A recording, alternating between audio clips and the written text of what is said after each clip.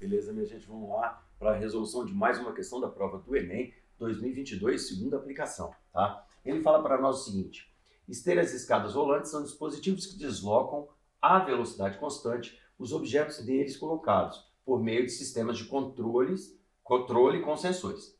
Quando a massa total do dispositivo varia, seja pelo acréscimo ou pela retirada de objetos, a ação de forças impulsivas mantém a velocidade constante. Então, repara, ó, mantém a velocidade do sistema constante. Como exemplo, considere que a massa total diminua de 1.200 kg para 1.000. Então, a massa no início era 1.200, a massa no fim é 1.000. E essa diminuição ocorre no intervalo de tempo de 0,1 segundo. Tudo bem?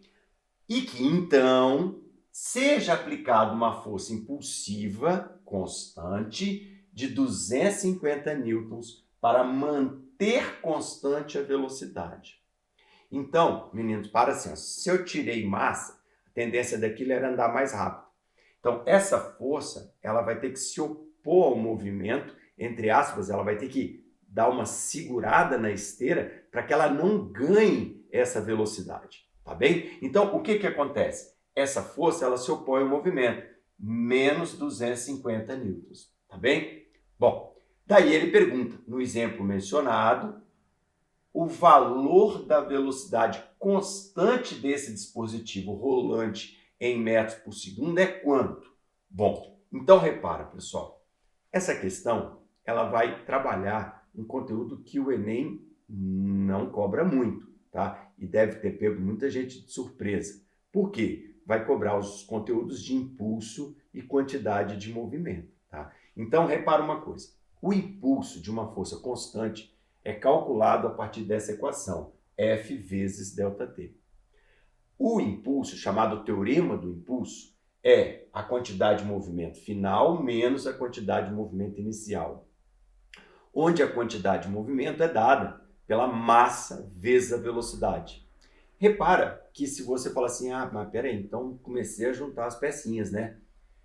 A massa eu tenho a massa do início e a massa do fim. A massa do início e a massa do fim. Massa do início para calcular a quantidade de movimento do início.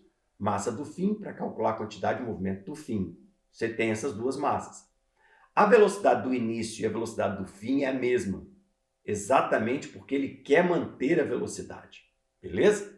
E o impulso é a força que foi aplicada vezes o tempo de aplicação dessa força. Onde você tem a força aplicada e você tem o tempo, 0,1 segundo.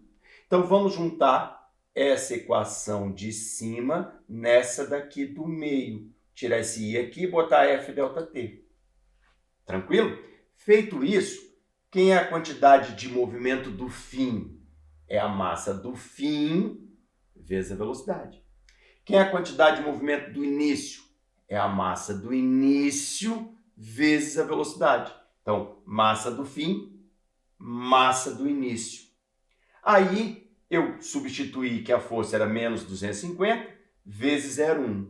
Se eu arrumar isso aqui tudo direitinho, pessoal, menos 250 vezes 0,1 vai ficar menos 25. E aqui vai dar menos 200. Fica um menos desse lado com menos do outro lado, acaba cortando. Vai ficar menos 25 igual a menos 200V. Esse menos com esse menos corta e fica 25 sobre 200. 25 sobre 200 é 0,125 metros por segundo. Alternativa letra D, 0,125 metros por segundo. Beleza, gente? Então, é uma questão que tem uma certa, digamos assim, uma certa dificuldade por se tratar de um tema que é pouco abordado na prova do Enem. Valeu e até a próxima questão. Tchau, tchau.